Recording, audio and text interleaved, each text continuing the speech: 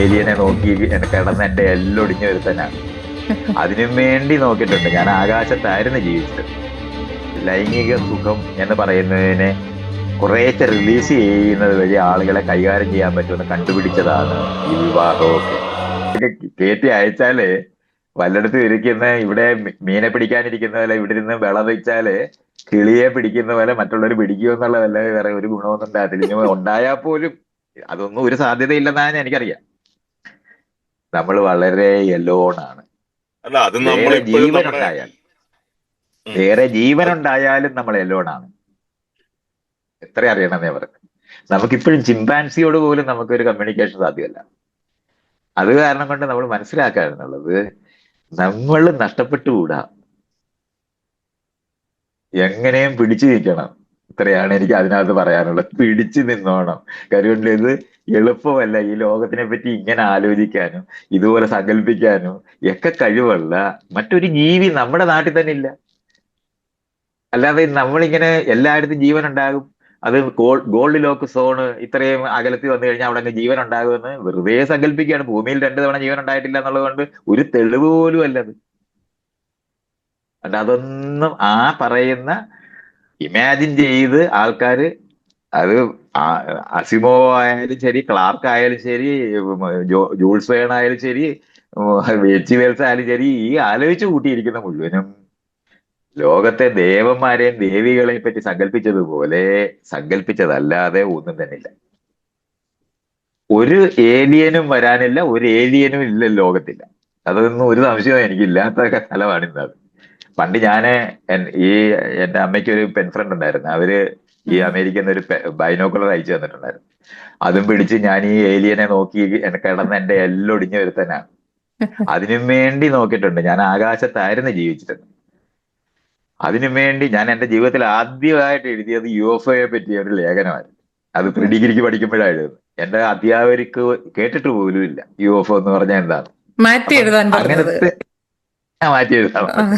ഇതൊക്കെ ഇങ്ങനൊക്കെ ഞാൻ ജീവിച്ചിരുന്ന ഒരാളാണ് ഈ പറയുന്നതെന്ന് മറന്നു പോകരുത്. എനിക്ക് ഈ ലോകത്തിൽ ഇതുവരെ മനുഷ്യര് ചിന്തിച്ചിട്ടുള്ള എഴുതിയിട്ടുള്ളത് എല്ലാം ഞാനും കുറച്ച് വായിച്ചിട്ടൊക്കെ ഉണ്ട്. ഈ എച്ച് ജി വെൽസ് തൊട്ട് ജൂൾസ് വേൺ തൊട്ട് ഇങ്ങോട്ട് എഴുതിയിട്ടുള്ള അസിമോവ് എഴുതിയിട്ടുള്ളത് എല്ലാം വായിക്കുകയും സയൻസ് ഫിക്ഷൻ വായിക്കാതിരിക്കുകയോ പഠിക്കുകയോ ചെയ്യാതിരിക്കുക, അതിന്റെ തിയറി പഠിക്കാതിരിക്കുകയോ ഒന്നും അല്ല, ഇതെല്ലാം ചെയ്യുന്നുണ്ട്.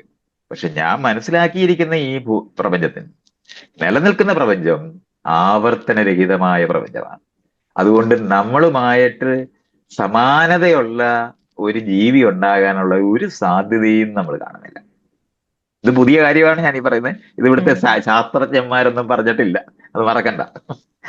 അല്ലെങ്കിൽ നിങ്ങൾ ഇനി ഏത് പുസ്തകത്തിൽ നിന്നാണ് ഇത് ഞാൻ ഈ പുതിയ ഒരു പറയുന്നത്? വെല്ലുവിളിയും ഞാനിത് കൂടിയാണിത്. ഒരു കോൺട്രവേഴ്സിക്കുള്ള വഴി തുറക്കും ഇത്. അല്ലല്ല, കോൺട്രവേഴ്സി എന്നുള്ളതല്ല ഇത്. ഞാൻ ഈ പറഞ്ഞത് നിങ്ങൾ ആലോചിച്ചാൽ ഇതിന് അങ്ങനെ അല്ലാതെ. കാരണം ഒരിക്കൽ പോലും നിങ്ങൾക്ക് ഈ ഫോസിലിനകത്ത് പഴയ ഒരു ജീവിയെ ഇതുവരെ നമ്മുടെ നാട്ടിൽ കണ്ടിട്ടില്ല നമ്മൾ. അത് അങ്ങനെ ഇല്ല. ഒരാളെ പോലെ ഒരാളില്ല. നമ്മൾ മനുഷ്യരെന്ന് പറയുമ്പോൾ പോലും ഒരാളെ പോലെ ഒരാളില്ല. അങ്ങനെ ആവർത്തനരഹിതമായ പ്രപഞ്ചത്തിലാണ് കുറെ നാൾ ഒരു സാധനം നിൽക്കും എന്നുള്ളതേ ഉള്ളൂ. അങ്ങനെയാണത്. അത് കാരണം കൊണ്ട് മനുഷ്യൻ ഇല്ലാതായി പോകാതിരിക്കാൻ നമ്മൾ വളരെയധികം ശ്രമിക്കേണ്ടതുണ്ട്. കാര്യമുണ്ട്. ഞാൻ ആദ്യമായിട്ട് മനുഷ്യൻ സ്പെഷ്യൽ അല്ലെന്ന് എപ്പോഴും പറയും. പക്ഷെ ഇക്കാര്യത്തിനകത്ത് ഞാനൊന്ന് വിഷമിക്കുന്നുണ്ട് ഇപ്പൊ. കാര്യമുണ്ട്. നമ്മൾ അവിടെ പോയാല് ഈ പ്രപഞ്ചത്തിനെ പറ്റി വേറൊരു ഇങ്ങനെയൊക്കെ സംശയങ്ങളുണ്ട്. കാരണം ആലോചിക്കാനും. നമ്മുടെ ഈ ആ ഭൂമിയും പറ. സൂര്യനൊക്കെ ഒരു നാൾ കത്തിത്തീരുകയും നമുക്ക് ഇവിടുന്ന് മാറി താമസിക്കേണ്ട ഒരു അവസ്ഥയിലേക്ക് വരികയും ചെയ്യില്ലേ? അല്ല, നമ്മളെന്ന് പറയുന്നത് ഇവിടെ കാണുമെന്നുള്ളതിനൊന്നും തെളിവില്ലടോ. അങ്ങോട്ടും അത് ഇങ്ങോട്ടും കാണില്ല. ഇയാള് വെടി വെടി വെടിവെച്ച് തിന്നുന്ന മനുഷ്യരാണുള്ളത്. ഓടി നടന്ന് പറഞ്ഞിട്ട് പോലും അങ്ങോട്ടും ഇങ്ങോട്ടും വെട്ടിക്കൊന്നുകൊണ്ടിരിക്കുന്ന മനുഷ്യന്മാരാണ് ഇപ്പോഴും ഉള്ളത്. ഇത്രയും സ്വത്തുണ്ടായി അമേരിക്കയിലെ ആളുകളെ പട്ടിണിക്കിട്ട് റോഡിൽ കിടത്തുക എന്ന് പറയുന്നതും ആറ്റം ബോംബ് ഉണ്ടായി അവരുണ്ടാക്കുന്ന ഒരൊറ്റ ബോംബിന്റെ അല്ലെങ്കിൽ ഒരു സ്റ്റെൽത്ത് എന്ന് പറയുന്ന ഒരൊറ്റ പ്ലെയിനിന്റെ പൈസ ഉണ്ടെങ്കിൽ ഈ നാട്ടുകാരും ഈ റോഡിൽ കിടക്കേണ്ടി വരത്തില്ല. അത്രയും നെഗ്ലക്ട് ചെയ്യുന്ന മനുഷ്യബോധം കൂടെ ആണ് ഇരിക്കുന്നത്. അവരോട് വേണമല്ലോ നമ്മൾ ഇതൊക്കെ പറയാൻ. അപ്പൊ അതൊക്കെ ഇതുപോലെ അറിയണം. അപ്പൊ നമ്മൾ മനസ്സിലാക്കാനുള്ളത് ജീവൻ ആവർത്തിക്കുന്ന രീതിയിലല്ല പ്രപഞ്ചം ഉള്ളത്. അത് അനാവരണം ചെയ്യുന്ന പോലെ പ്രപഞ്ചമുള്ളത്. അതുകൊണ്ട് നമ്മള് അനന്തമായ സാധ്യതകളുള്ള പ്രപഞ്ചമാണ്. പലതരത്തിലാണ്. നമ്മളെപ്പോലെ നമ്മൾ നാളെ ഇരിക്കുന്നില്ല. ഇങ്ങനെയാണ് ഇത് നീങ്ങിക്കൊണ്ടിരിക്കുന്നത്. നമ്മളൊരു തുടർച്ച കണ്ടെത്തുന്നത് കൊണ്ട് തുടരുന്നു എന്നുള്ളതേ ഉള്ളൂ. അല്ലെങ്കിൽ എല്ലാം മാറിപ്പോവും. ഒരു മാസം കൊണ്ട് തന്നെ നമ്മളിലുള്ള ഒരു സെല്ല് പോലും ഇല്ലാതെ മാറിപ്പോകുന്നുണ്ട്. ഇങ്ങനെ മാറിപ്പോകുന്ന ഒരു പ്രപഞ്ചത്തിലാണ് ഞാൻ ഇന്ന് ഈ പറയുന്ന രീതിയിൽ. ഇത് ഇതുവരെ ആരും പറഞ്ഞിട്ടില്ല. ഉം. അങ്ങനെ ഒന്ന് മനസ്സിലാക്കുവാണെങ്കിൽ നമ്മൾ ഒറ്റയ്ക്കായിരിക്കാനുള്ള ഒരു നല്ല സാധ്യതയുണ്ട് പ്രപഞ്ചത്തിൽ. ഇത്രയും വലിയ പ്രപഞ്ചം ഉണ്ടായിട്ട് വലിയ കാര്യമില്ലെന്ന് അറിയണം. അങ്ങനല്ല. ഈ നക്ഷത്രം ഉണ്ടാകുന്നത് പോലെ ഒരു ഒരുങ്ങിക്കഴിയുന്ന സ്ഥലത്തെല്ലാം ജീവൻ ഉണ്ടാകുമെങ്കിൽ അതിനൊരു തെളിവ് നമുക്ക് വേണം. ഇതുവരെ കിട്ടിയിട്ടില്ല. അങ്ങനെ കിട്ടിയാൽ പോലും ആവർത്തനമില്ലാത്ത പ്രപഞ്ചമായതുകൊണ്ട് ജീവൻ നക്ഷത്രം ഉണ്ടാകുന്ന പോലെയാണ് ജീവൻ ഉണ്ടാകുന്ന പോലെ ഇഷ്ടംപോലെ ഉണ്ടായാലും അതൊന്നും തന്നെയും നമുക്ക് കമ്മ്യൂണിക്കേറ്റ് ചെയ്യാൻ പറ്റുന്ന ഒരു ജീവിയാകാൻ ഒരു സാധ്യതയും ഞാൻ കാണുന്നില്ല. ഇത്രയാ പറയാനുള്ളത്. അതുകൊണ്ട് വെറുതെ കാലും നീട്ടി മലന്ന് കിടന്ന് ആകാശത്ത് നോക്കി കിടക്കേണ്ട, വെറുതെ സമയം ചെലവഴിക്കണ്ട. ചുറ്റുപാടുമുള്ള നമ്മളെ പോലുള്ളവരെ നഷ്ടപ്പെട്ടു പോകാതിരിക്കാൻ നോക്കുക എന്നുള്ളതാണ് അത് അടിയന്തരമായിട്ട് വേണ്ടത്. മതവിശ്വാസികളോട് കൂടി പറയേണ്ടതാണിത്. മതവിശ്വാസികളും മേളിൽ നിന്ന് ആരൊക്കെ വിളിക്കും വരുന്നുണ്ടെന്നൊക്കെ പറഞ്ഞിട്ടല്ലേ ഇരിക്കുന്നത്. ശാസ്ത്രജ്ഞരോട് മാത്രമല്ലത്. അത് അത് ഞാൻ പറയുന്നത് അവരോട് ഞാൻ പറയുന്നില്ല. കാര്യം അവന്മാരെ 10,000-2000 വർഷമായിട്ട് സമയം കളഞ്ഞ് ഇത് ചെയ്തോണ്ടിരിക്കുന്നവരല്ലയോ. ഞാനെന്തിനാണ് വെറുതെ സമയം കളയുന്നത്? ഞാൻ ഈ ശാസ്ത്രജ്ഞ എന്ന് പറഞ്ഞാൽ ലോകത്തിനകത്ത് ഇത്തരത്തിലുള്ള സാധ്യതകളുണ്ട് എന്ന് നമ്മൾ കാണുന്ന മനുഷ്യരുടെ നമ്മൾ മാറി താമസിക്കുന്നതിനെ പറ്റിയൊക്കെ നമ്മൾ പറയുമ്പോൾ മറ്റ് രാജ്യങ്ങളിലെ മറ്റ് ഗ്രഹങ്ങളിലൊക്കെ ഒരു ഇന്നത്തെ അവസ്ഥയിലൊന്നും ഒരു സാധ്യതയും നമുക്കില്ലാത്ത അത്രയും സങ്കീർണമായ പ്രശ്നമുള്ളതാണ്. നമുക്ക് സ്പേസിൽ പോയിട്ട് ഒരു വർഷം താമസിക്കുന്നതിന് ഇവിടുന്ന് കൊടുക്കുന്ന സാധനങ്ങൾ അല്ലാതെ അവിടെ ഉൽപ്പാദിപ്പിക്കാൻ തുടങ്ങേണ്ടതുണ്ട്. ഇതൊക്കെ വലിയ പാടാ. നമ്മൾ വിചാരിക്കുന്ന പോലെ ഒന്നും അല്ല. മാർസിൽ തന്നെ എത്തി അവിടെ തന്നെ അന്തരീക്ഷം ഉണ്ടാക്കേണ്ടി വരും. നമ്മൾ അത്രയും ലളിതമൊന്നും അല്ല അതൊന്നും. അതൊക്കെ ഇങ്ങനെ ആളുകൾ പറയുമ്പോൾ ലളിതമായി ഇങ്ങനെ കഥ പറയുന്നു എന്നുള്ളതല്ലാതെ ഒരു സാധ്യത ഈ നമ്മുടെ സോളാർ സിസ്റ്റത്തിലുള്ള ഇപ്പൊ ജൂപ്പിറ്ററിന്റെയോ അല്ലെന്നുണ്ടെങ്കിൽ സാറ്റേണിന്റെ സാറ്റലൈറ്റിനകത്ത് അയോ ഉണ്ട്, അതിനകത്തൊക്കെ വെള്ളമുണ്ട് എന്നൊക്കെ നമ്മൾ കണ്ടെത്തിയിട്ടുണ്ട്. അപ്പൊ അവിടെയൊക്കെ പോയി വെള്ളം ഉള്ളിടത്ത് നമുക്ക് ജീവിക്കാൻ പറ്റും എന്നൊക്കെ വിചാരിക്കുന്ന അല്ലാതെ അതിന്റെ വർക്കിംഗ് മോഡല് ഒന്നുണ്ടാക്കി എടുക്കുക എന്ന് പറയുന്നതൊന്നും അത്ര എളുപ്പമൊന്നുമല്ല. എളുപ്പം എന്ന് പറയുന്ന വാക്ക് പോലും അല്ല, അസാധ്യമെന്ന് പറയാവുന്ന അത്രയും തന്നെ പാടാം. അതുകൊണ്ടാണ് ഭൂമിക്കകത്ത് തമ്മിലടിച്ച് ഒരു കാശിന് കൊള്ളാത്ത ഭൂമി ഉണ്ടാക്കി എടുക്കുന്നതിന് ശ്രമിക്കാതെ അത് പരമാവധി പ്രിസർവ് ചെയ്ത് ജീവൻ നിലനിർത്തുന്നതിനെ പറ്റി ആലോചിക്കുകയും പ്രോപ്പഗേറ്റ് ചെയ്യണമെങ്കിൽ അതിനുള്ള റിസർച്ചാണ് ചെയ്യേണ്ടത്. എങ്ങനെയാണ് ഏറ്റവും ഹോസ്റ്റൈലായിട്ട് എന്നാൽ ജീവൻ ഉണ്ടായത് ഭൂമിയിൽ ഏറ്റവും ഹോസ്റ്റൈലായ കാലത്താണ് ഉണ്ടായിട്ടുള്ളത്. അപ്പോൾ ആ ഹോസ്റ്റൈലായിട്ട് ഇരിക്കുന്നത് നമ്മൾ എക്സ്ട്രീമോഫൈൽസ് എന്ന് പറയും. വളരെ തീവ്രമായിട്ട് ഉള്ള ജീവൻ സാധ്യമല്ല എന്ന് നമ്മൾ വിചാരിക്കുന്നിടത്ത് ജീവിക്കുന്ന ജീവികളുണ്ട്. അവരെയൊക്കെ നമ്മൾ ഇതുപോലെ ചന്ദ്രനിലോട്ടോ അല്ലെന്നുണ്ടെങ്കിൽ ചൊവ്വയിലോട്ടൊക്കെ കയറ്റുമതി ചെയ്ത് അവരവിടെ പോയിട്ട് പണിയെടുത്ത് ഈ പറയുന്ന നിലവാരത്തിലുള്ള മാറ്റങ്ങളൊക്കെ വരുത്തി അടുത്ത ഒരു 1000-2000 വർഷം കൊണ്ടൊക്കെ നമ്മൾ അവിടെ ഒന്ന് വാസയോഗ്യമാക്കി എടുക്കാനായിട്ട് ബാക്ടീരിയ ഒക്കെ പറഞ്ഞു വിടേണ്ടതുണ്ട്. അങ്ങനെയൊക്കെയാ പോകുന്നത്. അല്ല നമ്മൾ വണ്ടി കയറി മസ്ക് കയറി പോകുന്ന പോലെ പോയാൽ ഒരു വൺ വേ ട്രാഫിക് മാത്രമേ ഉള്ളൂ. അല്ലാതൊന്നും യാതൊരു കാര്യമല്ല. കാശ് പറ്റിക്കാനും പിടിക്കാനും മറ്റുള്ളവരെ പറ്റിച്ച് പറയാനും വേണ്ടി മാത്രം പറയുന്നു എന്നുള്ളതല്ലാതെ ഒരു പോസിബിലിറ്റി അവിടെ ഇല്ല. ഇതൊക്കെ നമ്മൾ അറിയേണ്ടതുണ്ട്. വലിയ പാടാണ്. അപ്പൊ നമ്മൾ ഒരുക്കുക എന്ന് പറഞ്ഞാൽ നമ്മളെ പോലുള്ള സങ്കീർണ ജീവികൾ തന്നെ ഭൂമിയിൽ നിലനിൽക്കുന്നത് കോടിക്കണക്കിന് വർഷം ബാക്ടീരിയ പണിയെടുത്തിട്ടാണ് ഈ ഭൂമി മാറ്റി നമുക്ക് വാസയോഗ്യമായ സങ്കീർണ ജീവികൾക്ക് ജീവിക്കാൻ വാസയോഗ്യമാക്കി മാറ്റിയത് അവരാണ്. പ്ലാങ്ടണൊക്കെ വർക്ക് ചെയ്യണം. അല്ലാതെ നമ്മളെല്ലാരും കൂടെ അങ്ങോട്ട് പോയിട്ട് ചൊവ്വായി പോയിട്ട് അവിടെ ടെന്റ് അടിച്ച് താമസിക്കാൻ പോവുകയാണെന്നുള്ള നിലവാരത്തിൽ ചർച്ച തുടങ്ങുന്നത് ഭയങ്കര തമാശ പറയാൻ കൊള്ളാം, നാട്ടുകാരെ പറ്റിക്കാൻ കൊള്ളാം എന്നുള്ളതല്ലാതെ അതൊന്നും സാധിക്കുന്ന കാര്യങ്ങളല്ല. അത് നമ്മളാണ് അറിയണം. അപ്പൊ നമുക്ക് ചെയ്യാൻ പറ്റുന്നത് ഏറ്റവും തീവ്രമായ സാഹചര്യങ്ങളിൽ ജീവിക്കുന്ന എക്സ്ട്രീമോഫൈൽസ് എന്ന് പറയുന്ന ബാക്ടീരിയയും സാധനങ്ങളെയും എല്ലാം നമുക്ക് ചൊവ്വയിലേക്ക് പറഞ്ഞു വിട്ട് അവരവിടെ ഒരു അന്തരീക്ഷം സൃഷ്ടിച്ചെടുക്കുക. അത് തന്നെ സാധ്യത കുറവാണ്. കാരണം അതിന്റെ ഉള്ളെല്ലാം ഉണങ്ങിപ്പോയി ചൊവ്വയുടെ. നമുക്ക് എനിക്ക് അതിനു വേണ്ടി അതൊക്കെ അറിയാവുന്നതുകൊണ്ടാണ് ഇങ്ങനെയൊക്കെ പറയേണ്ടി വരുന്നത്. ഇപ്പൊ ഭൂമിക്കകത്ത് ഉരുകി കിടക്കുന്ന ഒരു ഭൂമി ഉണ്ടെങ്കിൽ മാത്രമേ നമ്മുടെ ഈ അന്തരീക്ഷം നിലനിർത്താൻ പറ്റുള്ളൂ. ചൊവ്വായ്ക്കകത്ത് നേരത്തെ വെള്ളമൊക്കെ ഉണ്ടായിരുന്ന ഒരു സ്ഥലമായിരുന്നു. അത് മുഴുവൻ അന്തരീക്ഷം മുഴുവനും ഈ സോളാർ ഫ്ലെയർ കൊണ്ട് അത് പറന്നു പോയതാ. അപ്പൊ അതെന്ന് പറഞ്ഞാൽ അതിന്റെ അകത്ത് ഉരുകി കിടന്നത് ഉണങ്ങി അത് ഇത് കഴിഞ്ഞു. ഭൂമിയുടെ ചൂട് കുറയുന്നത് പോലെ അതിന്റെ ചൂട് നേരത്തെ കുറഞ്ഞു. അത് കുറെ കൂടെ ചെറുതാ.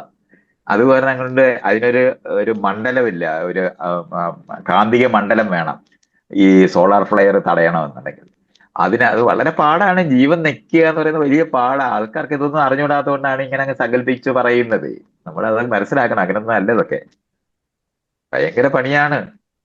ഈ ഉം. ഒത്തിരി കാര്യങ്ങൾ സഹകരിച്ച് സാധ്യത അങ്ങനെ നിൽക്കുമ്പോൾ മാത്രം ജീവൻ നിലനിൽക്കുക എന്ന് പറയുന്നതേ നടന്നിട്ടുള്ളൂ. അല്ലാതെ നമ്മൾ വിചാരിക്കുന്ന പോലെ അത്ര എളുപ്പത്തിൽ പണിഞ്ഞെടുത്ത് മനുഷ്യരുടെ ബുദ്ധി കൊണ്ട് പഠനയെ മാറ്റിക്കളയാൻ പറ്റുന്ന അത്രയും ലളിതമല്ല മാർസൊക്കെ. അല്ല, മാർസിന്റെ കുറച്ച് വർഷങ്ങൾ അന്തരീക്ഷമൊക്കെ കഴിയുമ്പോൾ കുറച്ച് വർഷങ്ങൾ കുറച്ച് വർഷം കഴിയുമ്പോൾ എന്ന് പറഞ്ഞാൽ എത്രയും നമ്മൾ ആയിരം വളർന്നില്ല. ആയിരം വർഷമൊക്കെ എടുക്കും. ഇത്തരത്തെ വേഗതയിലുള്ള ചേഞ്ചസിനെ പറ്റി നമ്മൾ ഉണ്ടാക്കുമ്പോൾ പോലും ആയിരക്കണക്കിന് വർഷം എടുക്കും അത്തരത്തിലുള്ള കാര്യങ്ങൾ ചെയ്യാനുള്ള കഴിവുള്ളവരായിട്ട് മാറണമെങ്കിൽ.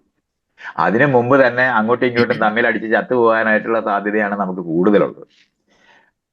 അപ്പൊ ആ ഏരിയയിലാണ് ഇപ്പൊ നമ്മൾ കോൺസെൻട്രേറ്റ് ചെയ്യേണ്ടത്. തമ്മിലടിച്ച് ചത്തുപോകരുത്. കാര്യമുണ്ട്, നമ്മൾ ആകെപ്പാടെ ഒരു കൂട്ടരേ ഉള്ളൂ ഈ ലോകത്ത്. ഇതിനെപ്പറ്റിയൊക്കെ ആലോചിക്കുന്ന ഒരൊറ്റ വിഭാഗമേ ഉള്ളൂ. വേറെ ഒരു മൃഗവും ഇരുന്ന് ആലോചിക്കുന്നില്ല എന്ന് നമ്മൾ അറിയണം. ഈ വേറെ നക്ഷത്രം ഉണ്ടെന്നോ അവിടെ ജീവിക്കാൻ പറ്റുമെന്നോ ഒന്നും മറ്റൊരാരും ആലോചിക്കുന്നൊന്നും ഇല്ലെന്ന് അറിയണം.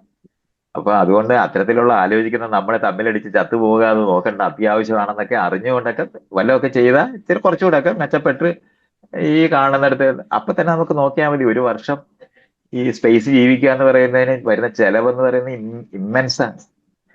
അതിനേക്കാളും വലിയ പാടാണ് നമ്മൾ കടലിനടിയിലോട്ട് മാറി താമസിക്കുക എന്ന് പറയുന്നത്. അത്രയും വലിയ പ്രഷറും അത്രയും വലിയ അവിടെ ഹീറ്റ് ജനറേറ്റ് ചെയ്യേണ്ട ഒക്കെ ആവശ്യം വളരെ പണിയെടുത്ത് ചെയ്യേണ്ടി വരും. അപ്പൊ ഇതുമെല്ലാം ഉണ്ട്. മൈത്രേയൻ പറഞ്ഞു വന്നത് നമ്മുടെ മനുഷ്യ പുരോഗതിയെ തടസ്സപ്പെടുത്തുന്നത് ഇവിടെ തമ്മിലടിച്ച് നമ്മുടെ മതങ്ങളാണെന്നുള്ളതാണോ ഉദ്ദേശിച്ചത്? അല്ല, മതമല്ല. മതമൊന്നുമില്ല. മതം എന്ന് പറയുന്ന വഴിനീളെ വന്ന ഒരു സാധനം മാത്രം. മതമൊക്കെ എന്ന് പറയുന്നത് ആൾക്കാർക്ക് വിഷയവിവരമില്ലാത്തവന് പറയുന്നതാണ്. നമുക്കുള്ളതെന്ന് പറയുന്നത് ജീവന്റെ തന്നെ സ്വഭാവത്തിലുള്ളതാണ് അതിരുബോധം എന്ന് പറയുന്നത്. പ്രപഞ്ചത്തിനകത്ത് ആദ്യത്തെ അതിരനുഭവത്തിനെയാണ് ജീവൻ എന്ന് പറയുന്നത്. അതങ്ങനെ മനസ്സിലാക്കണം. അതിരില്ലാത്ത പ്രപഞ്ചത്തിനകത്തെ അതിരനുഭവത്തിനെയാണ് ജീവൻ എന്ന് പറയുന്നത്. അതുകൊണ്ട് അതിരനുഭവം ഉണ്ടെങ്കിൽ അപ്പുറത്തൊന്നുണ്ട്, അത് ഞാനല്ല എന്നുള്ള ബോധം നിൽക്കുന്നിടത്തോളം കാലം ആർക്കാണോ ആ അതിരുബോധം ബലപ്പെട്ട് നിൽക്കുന്നിടത്തെല്ലാം ആൾക്കാരെ തമ്മിലടിക്കും.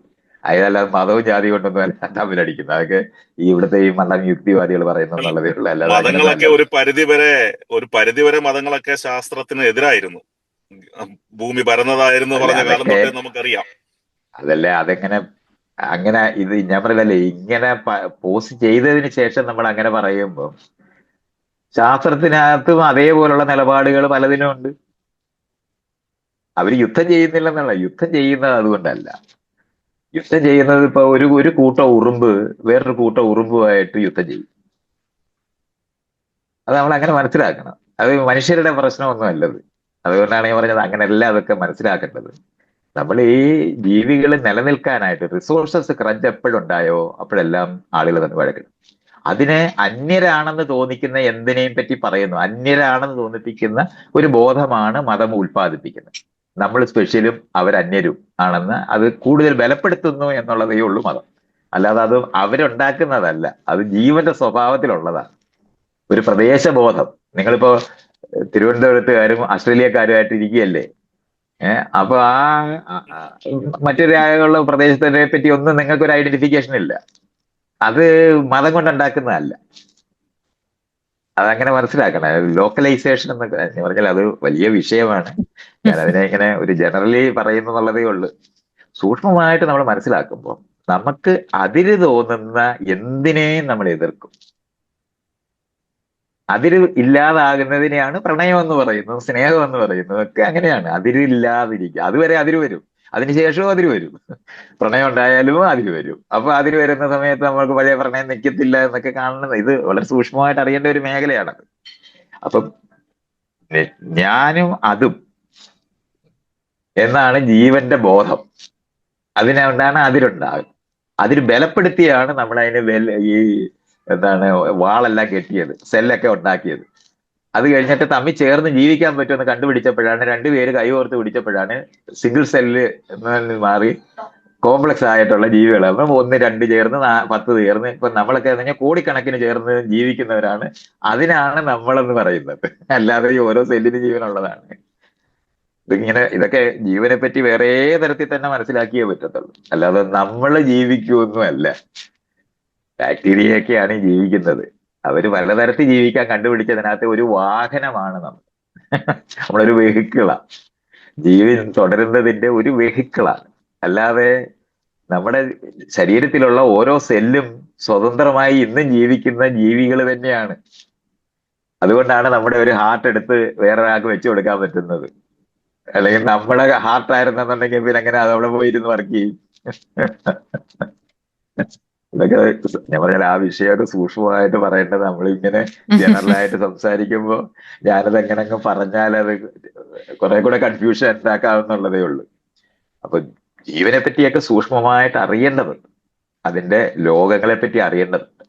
എങ്ങനെയാണ് നമ്മളൊരു ഒരു കേന്ദ്രമില്ലാത്ത ജീവൻ, ഇപ്പൊ ഒരു എന്താണ് ജെല്ലി ഫിഷ് എന്ന് പറയുന്നത് ലക്ഷക്കണക്കിന് സെല്ലുകൾ ചേർന്ന് ജീവിക്കുന്നതാണ്. പക്ഷെ അതിനകത്തൊരു കേന്ദ്രമൊന്നുമില്ല. ഒരു മരം, അതിന് കേന്ദ്രമില്ല. അവരെല്ലാവരും ഒന്നിച്ച് ജീവിക്കുകയാണ് ചെയ്യുന്നത്. അപ്പൊ മരമായിട്ടാണ് നമ്മൾ അനുഭവിക്കുന്നത്. ഇതുപോലെയാണ് നമ്മൾക്ക് മൊബിലിറ്റി ഉള്ളത് കൊണ്ടാണ്, കേന്ദ്രം ഉണ്ടായത് കൊണ്ടാണ് നമ്മുടെ ഈ തലയ്ക്കകത്ത് ഇങ്ങനെ നമ്മളാണ് അകത്തിരുന്ന് ജീവിച്ചോണ്ടിരിക്കുന്നത് വിചാരിക്കുന്നത്. അങ്ങനല്ല.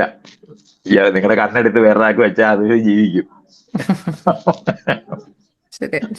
അതുപോലെ അതുപോലൊക്കെ മനസ്സിലാക്കണം. അതൊക്കെ അല്ല, നമ്മളിപ്പോ കുറച്ചുകൂടെ സൂക്ഷ്മം.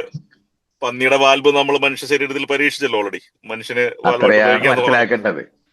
അതുകൊണ്ടാണ് അങ്ങനെ മനസ്സിലാക്കേണ്ടത്. അപ്പോഴാണ് പക്ഷെ അങ്ങനത്തെ അതിലും ഡിവിഷൻ. മതം കടന്നു വന്നു കഴിഞ്ഞാൽ തീർന്നു. പന്നി ഹറാമായിട്ടുള്ള ഒരു ഭാഗം ഉണ്ട് ഇവിടെ. അല്ല, ഇയാളൊരു മതവിരോധി ആയതുകൊണ്ട് ഇതൊക്കെ ഇങ്ങനെ പറയുന്നു എന്നുള്ളതല്ലാതെ അങ്ങനെ. ഞാൻ മതവിരോധിയാണെന്ന് ഞാൻ പറഞ്ഞില്ല. അല്ലെന്നുണ്ടെങ്കിൽ ഞാൻ ഇത്രയൊക്കെ പറഞ്ഞതിന് ശേഷവും ഇതൊക്കെ പറഞ്ഞു. ഞാൻ പറയുന്നത് മതമൊക്കെ ഉണ്ടായിട്ടൊരു 4000-5000 കൊല്ലമേ ആയിട്ടുള്ളൂ. അതിനു മുമ്പും മനുഷ്യർ വഴക്കിടും. മതമൊന്നും ഇല്ലാത്ത ആദിവാസികൾ, ഒരു മതവും ഇല്ലാത്ത ആദിവാസികൾ തമ്മിൽ വഴക്കിടും.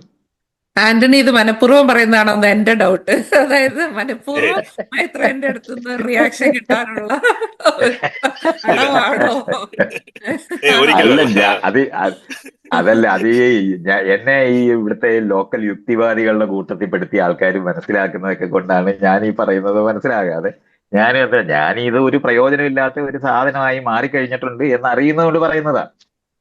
അല്ലാതെ അത് കാരണമാണ് ജാതി പോയി മതം പോയാൽ നാട് മുഴുവൻ സമാധാനം വരുമെന്ന് അങ്ങനെയൊന്നും വരത്തില്ല. ചൈനക്കാരനും ഇന്ത്യക്കാരനും തമ്മിൽ യുദ്ധം ചെയ്യുന്ന ഏത് മതം കൊണ്ടാണ്? അതുകൊണ്ടൊന്നും അല്ല. അങ്ങനൊന്നും അല്ല അതൊക്കെ മനസ്സിലാക്കേണ്ടത്. മതമൊക്കെ ഉണ്ടായിട്ട് എത്ര വർഷമായി? ലോകത്ത് നമുക്ക് അറിയപ്പെടുന്ന മതം പോലും ഉണ്ടായിട്ട് ഒരു 5000-6000 വർഷമേ ഉള്ളൂ. ഞാൻ ഗിൽഗാമേഷിന്റെ കഥയ്ക്കകത്തുള്ള മതത്തിനപ്പുറത്തോട്ട് നമുക്ക് ചരിത്രത്തിൽ തെളിവ് പോലും ഇല്ല. ഇതൊക്കെ ഒരു 6000 വർഷത്തിനകത്തുള്ള കഥയാണ്.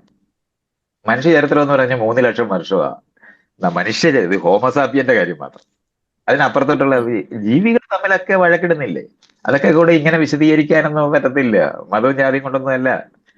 ഇന്ന് നമ്മൾ രാജ്യം ഉണ്ടായപ്പോ കൊച്ചു സർക്കിളാണ് മതവും ജാതിയും എന്ന് പറയുന്നത്. അതുകൊണ്ടാണ് അത് കൊള്ളത്തില്ലെന്ന് പറയുന്നത്. അത്രേ അർത്ഥമേ ഉള്ളൂ. വീടിന് വേണ്ടി നീ ജീവിക്കണമെന്നും നാടിന് വേണ്ടി ജീവിക്കണമെന്നും രാജ്യത്തിന് വേണ്ടി ജീവിക്കണമെന്നൊക്കെ പറയുന്ന തരത്തിൽ, ഗ്രാമത്തിന് വേണ്ടി ജീവിക്കണമെന്നൊക്കെ പറയുന്നത് ഇങ്ങനെ സർക്കിൾ വലുതായി എന്നുള്ളപ്പം നേരത്തെയുള്ള കൊച്ചു സർക്കിളിനേക്കാളും വലുതായിട്ട് വേണമെന്ന് പറയുന്ന അർത്ഥമേ ഉള്ളു. അല്ലാതെ വീട്ടുകാർക്ക് വേണ്ടി നിൽക്കുന്നത് കൊണ്ടാണ് സ്വാർത്ഥനാകുന്നത് എന്നൊക്കെ പറഞ്ഞിട്ടുള്ള പഴയകാല ബോധമൊക്കെ ഉണ്ട്. എല്ലാവരും സ്വാർത്ഥരാണ് എന്നൊക്കെ പറഞ്ഞു. അങ്ങനൊന്നും അല്ല അതൊക്കെ മനസ്സിലാക്കേണ്ടത്. ഞാൻ പറയുന്നത് അങ്ങനെ അല്ല അത് മനസ്സിലാക്കേണ്ടത്. ജീവനൻ അതിലുള്ളതാണ്. ഒന്നിച്ചു ചേർന്ന് ജീവിക്കാത്ത ജീവൻ മറ്റുള്ളതിനെ എതിർക്കും. ഒന്നൊന്നിനെ തിന്നുന്ന ലോകവല്യ ഉണ്ടായത് വിരോധം കൊണ്ടാണോ? കടുവായ്ക്ക് മാനിനോട് വിരോധമുണ്ടോ? ഭക്ഷണം മാത്രമാണ്. അങ്ങനെ മനസ്സിലാക്കണ്ട. ഭക്ഷണമായിട്ട് കണ്ടുപോയാൽ തിന്നുപോകും, അത്രേ ഉള്ളു. മറ്റുള്ളവരെ നമുക്ക് കീഴടക്കി ഭരിച്ചാൽ നമുക്ക് ഗുണമാണെന്ന് കണ്ടെത്തിയ യുക്തിയേ ഉള്ളു ഈ പറയുന്ന രാജ്യങ്ങൾക്കൊക്കെ. അത്രേ ഉള്ളത്. അങ്ങനെയാ അത് മനസ്സിലാക്കേണ്ടത്. അപ്പൊ നമ്മൾ ഇന്ന് റിഫ്ലക്ട് ചെയ്ത് ലോകത്തിനെ പറ്റി മനസ്സിലാക്കുന്നത് കൊണ്ടാണ് നമുക്കിത് മാറ്റിയെടുക്കാൻ കഴിയും എന്ന് മനസ്സിലാക്കിയത് കൊണ്ട് പറയുന്ന, അപ്പൊ ഇരുന്ന് പറയുന്ന വരികളാണ് ഞാനൊക്കെ പറയുന്നത്. അല്ലാതെ ജീവൻ രൂപപ്പെട്ടു വന്നിരിക്കുന്നത് മര്യാദഘട്ട രീതിയിലാണ് എന്ന് കണ്ടെത്തുന്നതല്ല. ഏഹ് ഇല്ല, നമ്മൾ അത് എഗ്രി ചെയ്യുന്നു. അത് അങ്ങനെയാണ് അത് മനസ്സിലാക്കേണ്ടത്. അതുകൊണ്ട് ഉം. പാവം പിടിച്ച മതവിശ്വാസിയൊക്കെ നമ്മൾ പറയുന്നത് എന്താണ്? യൂസ്ലെസ് ആയി പോയ കാളവണ്ടിയാണത്. ഇനി അതിന് ആവശ്യമില്ല. രാജ്യം വന്നു കഴിഞ്ഞു. അപ്പൊ രാജ്യബോധം ഉള്ളിടത്ത് നമുക്ക് മതവിശ്വാസം ആവശ്യമില്ല. പക്ഷെ വോട്ടിന് ഇതിപ്പോഴും ഉപയോഗിക്കാൻ പറ്റുമെന്ന് ഈ രാഷ്ട്രീയക്കാർ കണ്ടുപിടിച്ചുകൊണ്ട് നിൽക്കുന്ന മതമേ നമ്മുടെ നാട്ടിലൊക്കെ ഉള്ളൂ. അല്ലാതെ വേറെ മതത്തിന് വേറെ ബലമൊന്നുമില്ല. കാരണം അതിനു വേണ്ടി ശാസ്ത്രം ലോകത്തിനെ പറ്റി മനസ്സിലാക്കി കഴിഞ്ഞു. അതുകൊണ്ടാണ് നമുക്ക് അങ്ങനത്തെ പേടികളൊന്നും വേണ്ട. മതവിശ്വാസമോ ജാതിയോ ബോധമോ ഒന്നും കൊണ്ടല്ല ആളുകൾ വഴക്കിടുന്നത്. ഇറാഖ് എന്റെ മണ്ടയില് അമേരിക്കക്കാരൻ ബോംബ് ചെയ്യുന്നത് അതുകൊണ്ടാണ്. ഓയിലിന് വേണ്ടി അവിടെ കീഴടക്കി അവരെ ഭരിക്കണമെന്ന് ആഗ്രഹിക്കുന്ന വേറെ ആവശ്യങ്ങളും ഉണ്ടാ. അതൊക്കെ നമ്മൾ തിരിച്ചറിയേണ്ടതുണ്ട്. തെറ്റായിട്ട് തിരിക്കാതെ നമ്മള് കൊച്ചു അയലത്തുള്ള ആൾക്കാർ തമ്മിൽ വഴക്കിടുമ്പോഴൊക്കെ ഉണ്ടാകുന്ന ന്യായങ്ങളൊന്നും അല്ല ലോകത്തിനകത്ത് വരുന്നത്. ആയുധ ഇൻഡസ്ട്രി വിൽക്കാൻ, അവരുടെ ആയുധം വിൽക്കാനുള്ള ഒരു ഇടമായിട്ട് കണ്ടെത്തിയാൽ അവരത് ചെയ്യും. മിലിറ്ററി ഇൻഡസ്ട്രിയൽ കോംപ്ലക്സ് എന്ന് പറയും. അവർക്ക് ആയുധം വിൽക്കാനായിട്ട് ഒരു കൊച്ചു രാജ്യങ്ങളെ തമ്മിലടിപ്പിച്ചാൽ അവരുടെ ആയുധം അവിടെ വിൽക്കാൻ പറ്റുമെന്ന് കണ്ടെത്തി അവരത് ചെയ്യും. അല്ലാതെ അവിടെ ഒരു മതപ്രശ്നമൊന്നും ഇല്ല. ആ യുദ്ധത്തിനകത്ത് എല്ലാവരും ഉണ്ടാക്കിയിരിക്കുന്ന നല്ല ആയുധങ്ങളൊക്കെ അവിടെ പ്രയോഗിച്ച് കാണിച്ചാൽ അത് നല്ല വിൽപ്പനയ്ക്ക് പറ്റുമെന്ന് കണ്ടെത്തുന്നതിന് പാവം പിടിച്ച കൊച്ചു രാജ്യങ്ങളിലെല്ലാം യുദ്ധം ചെയ്യും. എന്തുകൊണ്ടാണ് വലിയ രാജ്യങ്ങൾ തമ്മിൽ നേരിട്ട് യുദ്ധം ചെയ്യാത്തത്? അവരെന്താ മണ്ടന്മാരാണോ? അവർക്ക് ബുദ്ധിയുള്ളത് കൊണ്ടാണ് പാവം പിടിച്ച ആൾക്കാരെ തമ്മിലടിപ്പിക്കുന്നത്. AK-47 ഉണ്ടാക്കാൻ അറിഞ്ഞോളാത്തവരുടെ കയ്യിലല്ലയോ അതെല്ലാം ഇരിക്കുന്നത്. അതുകൊണ്ടാണ് അത് വേറെ കാരണങ്ങൾ ഉണ്ടാകുക. വേറെ കാരണങ്ങളാണ്. അതൊക്കെ നമ്മൾ അങ്ങനെ മനസ്സിലാക്കണം. നമ്മൾ തെറ്റായിട്ട് ധരിക്കാതെ അതൊക്കെ. അപ്പൊ അതൊക്കെയാണ് നമ്മൾ നേരിടേണ്ട, അടിയന്തരമായി നേരിടേണ്ട പ്രശ്നങ്ങൾ അതൊക്കെയാണ്. അത് കടന്നതിന് ശേഷം നമ്മൾ ജീവനെ പറ്റി ആലോചിക്കുമ്പോഴാണ് ഞാൻ ഈ പറഞ്ഞ മറ്റു മേഖലകളൊക്കെ മനസ്സിലാക്കുമ്പോൾ നമ്മൾ മാർസിൽ ജീവിക്കണം എന്ന് ആലോചിക്കുകയാണെങ്കിൽ അത് ഒരുക്കേണ്ടതുണ്ട്. അത് അത്ര എളുപ്പമൊന്നുമല്ല. വലിയ പണിയാണ്. കാരണം അതിന്റെ കേന്ദ്രമൊക്കെ തണുത്തുപോയി. അത് കാരണം കൊണ്ട് തന്നെ അന്തരീക്ഷം നിലനിൽക്കത്തില്ല. അപ്പൊ അന്തരീക്ഷം നിലനിർത്താനുള്ള സാങ്കേതിക വിദ്യ വികസിപ്പിക്കാതെ അവിടെ എങ്ങും പോയി ജീവിക്കാനൊന്നും നോക്കത്തില്ല. ഇതൊക്കെ വേറെ പ്രശ്നമാണ്. ഞാൻ വായിച്ചു പഠിച്ചിട്ടേ ഉള്ളൂ. എങ്കിലും അത് അങ്ങനെ ഇല്ലോജിക്കലായിട്ടൊന്നുമല്ല ഞാനത് പഠിക്കുന്നതെന്ന് എനിക്കറിയാം. ആളുകളെ എനിക്ക് എന്ത് ഡിഗ്രി ഉണ്ട് എന്നൊക്കെ എപ്പോഴും ചോദിക്കും. പക്ഷെ ഈ ശാസ്ത്രജ്ഞന്മാര് പറയുന്നതൊക്കെ വായിച്ചാൽ മനസ്സിലാകും എന്നാണ് ഞാൻ വിചാരിക്കുന്നത്. ഇനി മറവി വന്നിട്ട് വയസ്സായി പോകുന്നതുകൊണ്ട് നഷ്ടപ്പെട്ടു പോകുന്ന ഒഴിച്ച് ബാക്കിയൊക്കെ നമുക്ക് പറഞ്ഞാൽ മനസ്സിലാകുന്ന കാര്യങ്ങളൊക്കെ തന്നെയാണ്. അത്ഭുതകരമായ ഒരു ശാസ്ത്രമൊന്നുമില്ല. നമുക്ക് 1000 മാസം നമ്മൾ മൈക്രോസ്കോപ്പിലൂടെ നോക്കി ബാക്ടീരിയ കണ്ടുകൊണ്ടിരുന്നെങ്കിൽ മാത്രമേ ശാസ്ത്രജ്ഞനാകത്തുള്ളൂ എന്നൊന്നും തെറ്റിദ്ധരിക്കുന്നൊന്നുമില്ല ഞാൻ. അതൊക്കെ അവർ പറഞ്ഞാൽ നമുക്ക് മനസ്സിലാവുകയൊക്കെ ചെയ്യും. അത്രയൊക്കെ ഉണ്ട്. അതുകൊണ്ട് അവർ പറയുന്ന ശാസ്ത്രം വെച്ചിട്ട് തന്നെയാണ് ഞാൻ ഈ പറയുന്നത്. ഈ പറയുന്നത് പോലെ പണ്ട് കാലത്ത് മനുഷ്യരെ സങ്കല്പിച്ചതുപോലൊന്നും ജീവൻ നിലനിർത്താനോ കൊണ്ടുപോകാനോ വരാനോ ഒന്നും സാധ്യമല്ല. അപ്പൊ അതൊക്കെ ഒന്ന് മനസ്സിലാക്കിക്കൊണ്ടൊക്കെ നമ്മൾക്ക് ഈ വളരെ പ്രഷ്യസ് ആയ ഒരു സംഭവമാണ് ഈ ഭൂമിയെന്നും വളരെ യുണീക്കായി സംഭവിച്ച ഒന്നാണെന്നും ചിലപ്പോൾ ബിഗ് ബാങ് പോലുള്ള ഒരു ഫിനോമിനയാണ് ജീവനെങ്കിൽ ഒരിക്കലേ സംഭവിച്ചിട്ടുള്ളൂ എന്നൊക്കെ നമ്മൾ കാണണം. അപ്പൊ അങ്ങനെയൊക്കെ ഒന്ന് മനസ്സിലാക്കിക്കൊണ്ടൊക്കെ നമ്മൾ ഇതിനകത്തൊന്ന് സമീപിക്കുകയാണെങ്കിൽ ചിലപ്പോൾ കുറച്ചുകൂടെ മെച്ചപ്പെട്ട രീതിയിലൊക്കെ ലോകത്ത് നമുക്ക് ജീവിക്കാനൊക്കെ കഴിഞ്ഞെന്ന് വരും. Thank you Maitreya. അതൊക്കെ പോരെ. മതി, ഈ കുറച്ചുകൂടെ പോണമെന്നുണ്ടായിരുന്നു. ഈ ഇടയ്ക്ക് മോഹൻലാലും മമ്മൂട്ടിയൊക്കെ പരാജയപ്പെട്ടവരാണെന്ന് പറയുകയുണ്ടായി. അതും കേട്ടു. അല്ലല്ല, അതൊക്കെ അതിന്റെ അങ്ങനൊന്നും കൂടെ അല്ല. തന്നെ അതൊക്കെ അവിടെ ആ മുന്നേരിക്കുന്ന എനിക്കറിയാം മണ്ടന്മാരോട് പറയാം. ആ ബാധ്യത പയ്യന്റെ വരുന്നതുകൊണ്ട് ഇന്റർവ്യൂ പറയുന്നതാണ്. ആ പയ്യന്റെ ഇന്റർവ്യൂ കണ്ട് എനിക്ക് തന്നെ ചിരി വന്നു. അപ്പൊ ഞങ്ങളത് കണ്ടു. അപ്പൊ ഞാനിങ്ങനെ ചിന്തിക്കുകയായിരുന്നു, എനിക്കൊരു അവരോടൊക്കെ സംശയം ഇങ്ങനെ വന്നത് ഇങ്ങനെയാണ്. നമ്മുടെ മലയാളികൾക്ക് ഇപ്പോഴും ഒരു അപകർഷതാബോധം ഉള്ളിന്റെ ഉള്ളിൽ നിൽക്കുന്നുണ്ട്. അതായത് കണ്ണ്, മൂക്ക്, നാക്ക് എന്നൊക്കെ പറയുന്നത് പോലെ സ്വന്തം ലൈംഗിക അവയവത്തിന്റെ പേര് പോലും പറയാൻ മടിക്കുന്ന ഒരു സമൂഹമാണ്. പുതിയ സമൂഹത്തെ എങ്ങനെയാണെന്ന് എനിക്ക് വിലയിരുത്താൻ പറ്റുന്നില്ല. പക്ഷെ എന്റെ ആ ജനറേഷനിലുള്ള ആൾക്കാരെല്ലാം അങ്ങനെ തന്നെ ആയിരുന്നു. ഒരു ലൈംഗിക ദാരിദ്ര്യം അവിടെ ഫീൽ ചെയ്യുന്നതായിട്ട് തോന്നിയിട്ടുണ്ട്. മൈത്രൻ എങ്ങനെ കാണുന്നു എനിക്കറിയാം. അതെ. ചിലപ്പോൾ മൈത്രൻ ഓപ്പോസിറ്റ് ആയിരിക്കും പറയുന്നത്. അല്ലല്ല, നമ്മള് നിയന്ത്രിതമായ മതപരമായിട്ടുമൊക്കെ നമ്മളെ നിയന്ത്രിക്കാൻ വേണ്ടി ഏറ്റവും വലിയ നിയന്ത്രിക്കാൻ പറ്റുന്ന, കാരണം ലൈംഗിക സുഖം എന്ന് പറയുന്നതിനെ കുറേശ്ശെ റിലീസ് ചെയ്യുന്നത് വഴി ആളുകളെ കൈകാര്യം ചെയ്യാൻ പറ്റുമെന്ന് കണ്ടുപിടിച്ചതാണ് ഈ വിവാഹമൊക്കെ. ആളുകളെ നിയന്ത്രിക്കാൻ വേണ്ടി കണ്ടുപിടിച്ചതാണ്. അതുകൊണ്ട് ലൈംഗികത എന്ന് പറയുന്നത് ഭരണ സംവിധാനത്തിന് ഏറ്റവും കൂടുതൽ ഇടപെട്ടിട്ടുള്ള ഒരു സാധനമാണ്. ഏറ്റവും കൂടുതൽ ആൾക്കാരെ, ഞാൻ ജീവൻ നിലനിർത്താൻ വേണ്ടി അത് പരമാവധി ശ്രമിക്കുമ്പം അതിന്റെ മുകളിൽ ആധിപത്യം ഉണ്ടായിക്കഴിഞ്ഞാൽ അതിനെ കൈകാര്യം ചെയ്യാൻ പറ്റുമെന്ന് അറിയാം. അതുകൊണ്ടാണ് മനുഷ്യനെ അങ്ങനെ മറ്റു മനുഷ്യരെ കൈകാര്യം ചെയ്യാൻ വേണ്ടി ചെയ്തിട്ടുള്ള മേഖലകളുണ്ട്.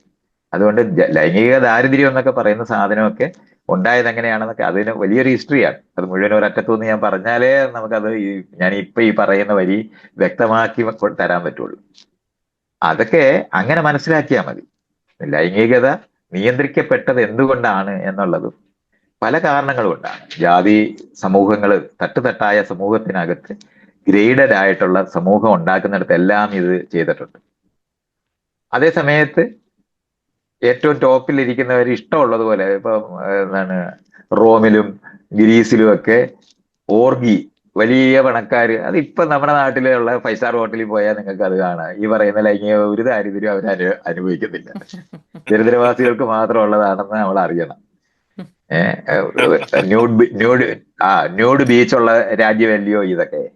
അപ്പൊ അതുമൊക്കെ നമ്മൾക്ക് നമ്മുടെ നാട്ടിനകത്ത് ഒരു ക്ലീവേജ് ഉള്ള ഒരു ഉടുപ്പിടാൻ പോലും പറ്റാത്ത തരത്തിൽ വിഷമിക്കുന്ന സ്ഥലമില്ലേ? ഇതുമൊക്കെ കാണണം. അത് കാരണം കൊണ്ട് എല്ലാവരും ഒരുപോലാണെന്ന് തെറ്റിദ്ധരിക്കുകയൊന്നും വേണ്ട. ആളുകളെ നിയന്ത്രിക്കാനായിട്ടുള്ള ഏറ്റവും വലിയൊരു മെക്കാനിസം എന്നുള്ള നിലവാരത്തിലാണ് ലൈംഗികത നിയന്ത്രിക്കുന്നത്. ആളുകളെ കീഴടക്കാനും ഉപയോഗിക്കാനും അതുകൊണ്ട് കഴിയും എന്നറിയുന്നത് കൊണ്ടാണ്. അതൊക്കെ വേറെ വിഷയമാണ്. അത് ഇതുപോലെ വളരെ ഡീറ്റെയിൽഡ് ആയിട്ട് പറഞ്ഞാൽ മാത്രമേ അത് മാത്രം തന്നെ നമുക്ക് എങ്ങനെയാണ് ഓരോ സമൂഹവും ഇങ്ങനെയൊക്കെ ആയതെന്നുള്ളതൊക്കെ നമുക്ക് ഇതുപോലെ പറയാൻ പറ്റും. അപ്പൊ അത് നമുക്കൊന്ന് അറിയേണ്ടതാണ്. ബയോളജി എന്താണെന്ന് അറിയേണ്ടതുണ്ട്, ലൈംഗികത എന്താണെന്ന് അറിയേണ്ടതുണ്ട്, അതെങ്ങനെയാണ് മനുഷ്യ സംസ്കാരത്തിനകത്ത് ഓരോ സമയത്ത് നിയന്ത്രിച്ചതെന്ന് അറിയേണ്ടതുണ്ട്. അതിന്റെ പ്രോഡക്റ്റ് ആയിട്ട് നമ്മളെപ്പോ എങ്ങനെ ഇങ്ങനെ ഇരിക്കുന്നു എന്നുള്ളത് അറിയേണ്ടതുണ്ട്. ഇതൊക്കെ വേറെ അത് അത് അത് അത് അങ്ങനെ തന്നെ പഠിച്ചേ പറ്റും. നമ്മള് പ്ലാൻ കിങ്ഡം പഠിക്കണമെന്ന് പറയുമ്പോൾ ആനിമൽ കിങ്ഡം പഠിക്കണമെന്ന് പറയുന്ന പോലെ പഠിക്കേണ്ടതാണ് ഇതൊക്കെ. അപ്പൊ നമ്മളിങ്ങനെ ലളിതമായ ചർച്ചയ്ക്ക് അകത്ത് അങ്ങനെ ഞാൻ ഡീറ്റെയിൽ ആയിട്ട് അങ്ങോട്ട് പറയാൻ തുടങ്ങി കഴിഞ്ഞാൽ നിങ്ങൾ രണ്ടുപേരും ഉറങ്ങി പോകും. പിന്നെ